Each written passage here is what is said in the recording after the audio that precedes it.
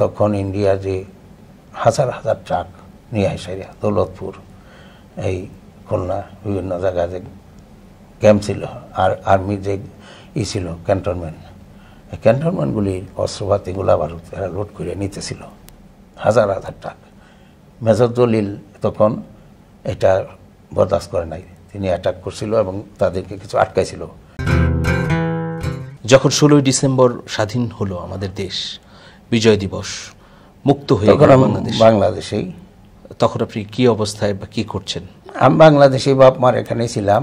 আমি তো তারপরে আর সংগঠন নিয়ে আর এই করি নাই, ক্লোজ হয়ে গেছে জনসংগঠন। তারপরে আমি কত সংগঠন আর নিয়ে কাজ করি নাই, মানে আমি এমনি সংগঠন ছাড়াই আমার ফ্রিডম ফাইটিং যে সংগঠনটা ছিল, ফাইটিং সংগঠন তখন ছিল না, আমি ফাইটিং সংগঠন ম্যানেজ করতেছিলাম আর কি, যে একটা কোম্পানি তৈরি করে তার আবার ফাইটিং মেম্বার, কোম্পানি যে ফাইটিং মেম্বার তৈরি করে এফ ফ্রিডম ফাইটার, তারপরে একটা বাহিনী নিয়ে বিভিন্ন এলাকা অপারেশন বা আটাক করা পাক বাহিনীদের ক্যাম্পে, এটা করতেছে সিদ্ধান্ত নিয়েছিলাম। এরপরে যখন 16ই ডিসেম্বর স্বাধীনতা ঘোষণা হয়ে গেল, বাড়ি ফিরে গেলেন তখন বাবা মাকে নিয়ে। 16ই ডিসেম্বর মানে বিজয় আসলো, মানে পাক বাহিনীরা সারেন্ডার করলো। সারেন্ডার রাখা সব বাহিনী, যে পাক বাহিনী ছিল প্রায় 90-এর উপরে, 93-95 এরকম, হ্যাঁ সেটা তো ছিলই, তারা ওখানে শরণার্থী। আপনি কি করলেন? আমরা তখন তো বাংলাদেশে, কেউ তো জানে না 9 মাসে এই ঘটনা হবে, কারণ পাকিস্তান যদি এই ডিক্লারেশন না দিত, যুদ্ধ ডিক্লারেশন না দিত তাহলে কিন্তু এই যুদ্ধটা হয় না। লাহোর সেক্টরে যখন ফাইটিং হলো তখন ইন্দিরা গান্ধী ছিল প্রধানমন্ত্রী ভারতের। ইন্দিরা গান্ধী তখন পাকিস্তানের সরকার যে জেনারেল ডিক্লারেশন দিল ফাইট যুদ্ধ, তখন পরের দিন ইন্দিরা গান্ধী ডিক্লারেশন দিল। তখনই আমরা বুঝতে পারলাম যে দেশ স্বাধীন হয়ে গেছে। কারণ ইন্দিরা গান্ধী যদি আমাদের ফেভারে থাকে, এই 1200 মাইল দূরে থেকে এরা এখানে আইসা তো এরা কোনো করার নাই, কারণ এইখানে বিমান ছিল না। আমাদের পূর্ব পাকিস্তানে তখন কোনো বিমান ছিল না, ফাইটিং করার তো ফাইটিং বিমান লাগে, ফাইটার বিমান লাগে, বুম করার জন্য বুম বিমান লাগে নাকি, এগুলো কিছু ছিল না, আর্মিরাই যা ছিল। তো কাজেই ওরা এই যে সুযোগ পাই গেল, ওইদিক দিয়ে ফাইটিং দিয়ে এদিক দিয়ে আসে মিত্র বাহিনী এদের ঘোষণা দিয়ে দিল যে আমরা মিত্র বাহিনী আমাদের সহায়তা করবে। আমরা ছিলাম ল্যান্ড ফোর্স হিসাবে, মিত্র বাহিনীরাও ল্যান্ড ফোর্স ছিল, ল্যান্ড ফোর্স তারপরে উঠে দেওয়া ফাইটিং দিছে, স্থলপথ, জলপথ, আকাশপথ, সকল জায়গাতেই তারা আক্রমণ করেছে সহযোগিতা, যার জন্য স্বাধীনতা ত্বরান্বিত হয়েছে। আচ্ছা, মুক্তিযুদ্ধের পরে যেটা বললাম যে জাসদ, এর সাথে আওয়ামী লীগের জাসদ দুর্ভিক্ষ অবস্থা, জাসদ মেজর জলিল এই করছিলেন, কিন্তু মেজর জলিল তখন ইন্ডিয়া যে হাজার হাজার ট্রাক নিয়ে আসে দৌলতপুর, এই খুলনা বিভিন্ন জায়গায় যে ক্যাম্প ছিল, আর আর্মির যে ছিল ক্যান্টনমেন্ট, এই ক্যান্টনমেন্টগুলির অস্ত্রপাতি গোলা বারুদ এরা লোড করে নিতেছিল হাজার হাজার ট্রাক। মেজর জলিল তখন এটা বরদাস্ত করে নাই, তিনি অ্যাটাক করছিল এবং তাদেরকে কিছু আটকাইছিল। তাদের সেই ট্রাকগুলি প্রায় কয়েকশো ট্রাক আটকে দিছিল তিনি, বন্ধু বান্ধবকে ফাইটিং করে। যাই হোক, তারপরে যখন বঙ্গবন্ধু দেশে আসলো, ফিরে আসলো, পাকিস্তান থেকে আসলো, আসার পরে এই মেজর জলিলের বিরুদ্ধে আওয়ামী লীগের নেতারা কিছু অভিযোগ করলো, মানে তাকে এভাবে বঙ্গবন্ধুকে, শেখ মুজিব বঙ্গবন্ধুকে এইভাবে তারে মোটিভেট করলো, তার বিরুদ্ধে সে খেপে গেল, বুঝছো। যাই হোক, তার বিরুদ্ধে খেয়ে যাওয়ার পর তাকে জেল টেল দেওয়া হলো। এইভাবে দেশের পরিস্থিতি তখন ভালো ছিল না। তিনি বঙ্গবন্ধু রক্ষী বাহিনী করলেন, কৃষক শ্রমিক একটা বাহিনী করলেন, সেটাকে কি রক্ষী বাহিনী, যেটা না রক্ষী বাহিনী, একটা হলো রক্ষী বাহিনী আর একটা হলো বাকশাল কৃষক শ্রমিক লীগ, আওয়ামী লীগ। এই বাকশাল করলেন, করার পরে তিনি সংবাদপত্র প্রায় 4টা ছাড়া সবগুলি বন্ধ করে দিলেন।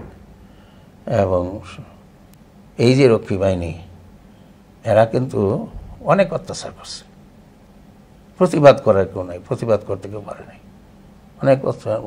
তারপরে ৭৪ মনন্তর হলো, মানুষের কত কষ্ট, দেশে এমন অভাব অনটন আরম্ভ হয়ে গেল, হাহাকার পড়ে গেল। 1 টাকা শেষ ছিল চাউল, চাউল হয়ে গেল, সেই চাউল 1 টাকা শেষ চাউল হইল 16 টাকা শেষ। মরিচ 100-150 টাকা কেজি শের হয়ে গেল, একটা মরিচ 1 টাকা 8 আনা দিয়ে কিনতে হয়েছে। মানুষের আমরাও নেই খেয়ে থাকছি, নেই খাইছি। নেই মানে কি, অল্প চাউল দেয়, 1 কেজি চাউল দেয়, মনে হয় 1 পাল্লা পানিতে জাল দেওয়ার পরে এটা 10 জন 15 জন বা যে সমস্ত সদস্য থাকতো ফ্যামিলি, এরা ভাগ করে খাইছে। আচ্ছা আচ্ছা, এরকম আর কিছু নানান কিছু খাইয়া খুব কষ্ট করে ওইভাবে অনেক লোক মারা গেছে। আচ্ছা আচ্ছা, বিবস্ত্র হইয়া থাকছে অনেক লোক। তো আপনি তো মুক্তিযুদ্ধ করেছেন, এরপরে শিক্ষকতা করেছেন, এখন জীবনের একটি প্রান্তে চলে এসেছেন আলহামদুলিল্লাহ। একটা বড় সময় পেরিয়ে আপনি 80-র ঘরে এখন অবস্থান করছেন, বয়সের সীমা।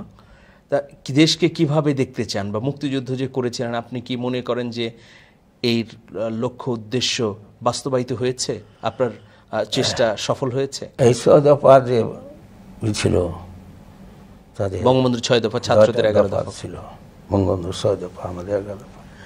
এখানে যে গণতন্ত্র, জনগণের শাসন, গণতন্ত্র যেটাকে বলা হয়, হ্যাঁ, এই গণতন্ত্র হলো জনগণের দ্বারা, জনগণের জন্য, জনগণের শাসন, তাই না? সেটাই, হ্যাঁ। তো সেই জিনিসটা স্বাধীন হওয়ার পরে আস্তে আস্তে ম্লান হয়ে গেল। জনগণের অধিকার বঞ্চিত হইতে লাগলো। এরপরে এদেশে অনেক কিছু, জিয়াউর রহমান আসলো।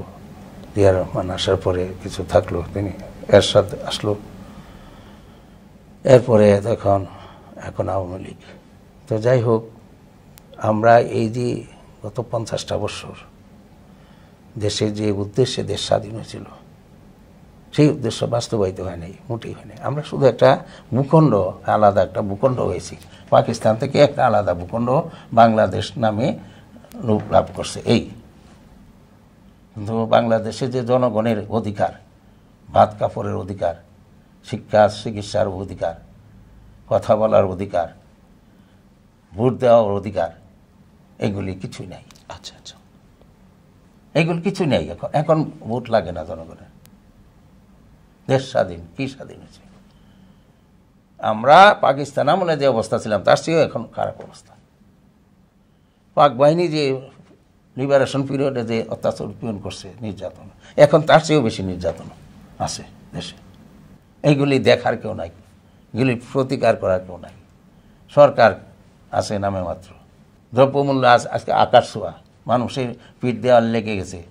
চাকরিজীবী, মধ্যবিত্ত চাকরিজীবী, মধ্যবিত্ত কৃষিজীবী, ব্যবসায়িক যারা, তারা এখন দিন চলে না, কঠিন হয়ে গেছে। 1 কেজি যেখানে কেনার দরকার ছিল তরকারি, সেখানে আধা কেজিও কিনতে পারে না। চাউল যেখানে সরকারে বলেছিল 10 টাকা কেজি খাওয়াবে, এখন তো 70, 80, 90, 100 টাকা কেজি হয়ে গেছে।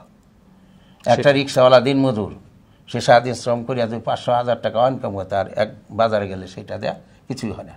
জনগণের প্রতি আমার এই আহ্বান রইল যে আল্লাহ যাতে তাদেরকে সুখ শান্তি দেয় এবং অধিকার, তাদের স্বাধীনতার পূর্ণ লাভ করে, স্বাধীনতা যাতে তারা প্রকৃত স্বাধীন হইতে পারে, শান্তিতে দেশ থাকতে পারে, এটা আমি দোয়া করি, আল্লাহর কাছে বলি। আমার মুক্তিযোদ্ধাদের কোনো কর্মকাণ্ড নাই, কোনো অ্যাক্টিভিটিস নাই, নামে শুধু নামে মুক্তিযোদ্ধা যা ছিল তার চেয়ে 3 গুণ হয়ে গেছে। এখন আমরা এমনও দেখছি যে আমাদের প্রমাণ আছে, যারা জন্মও হয় নাই সেই স্বাধীনতা সংগ্রামের 72 সন, তারাও মুক্তিযোদ্ধা আছে এখন। তো এখন কি বলার তো কিছু নেই। যাই হোক, সবাই ভালো থাকো, শুভেচ্ছা রইল সবারই। আল্লাহ সবাইকে হেফাজত করুক, দেশে আমাদের বাংলাদেশে সুদিন দেখ, শান্তি দেখ, গণতন্ত্র দেখ, মানুষের অধিকার ফিরে দেখ, এই কামনা ব্যক্ত করে আমার বক্তব্য শেষ করছি। আল্লাহ হাফেজ। আসসালামু আলাইকুম ওয়া রাহমাতুল্লাহ। অনেক অনেক ধন্যবাদ আপনাকে। প্রিয় দর্শক, আমরা একজন মুক্তিযোদ্ধার আহাজারি শুনলাম, একজন মুক্তিযোদ্ধার গল্পের ছত্রে ছত্রে তার জীবনের নানা ঘাত প্রতিঘাত, উত্থান সংগ্রাম, লড়াই, এগুলো আমরা জানলাম। প্রিয় বন্ধুরা, মুক্তিযোদ্ধারা যে লক্ষ্য উদ্দেশ্যে এই দেশে নিজের জীবন উৎসর্গ করেছিলেন, রক্ত দিয়েছিলেন, মা বোন সম্ভ্রমহানি হয়েছে, সেই উদ্দেশ্য কতটুকু বাস্তবায়িত হয়েছে, এই প্রশ্নটুকু রেখে আজকে শেষ করছি। সবাই অনেক অনেক ভালো থাকবেন, সবার জন্যে অনেক শুভেচ্ছা। আল্লাহ হাফেজ।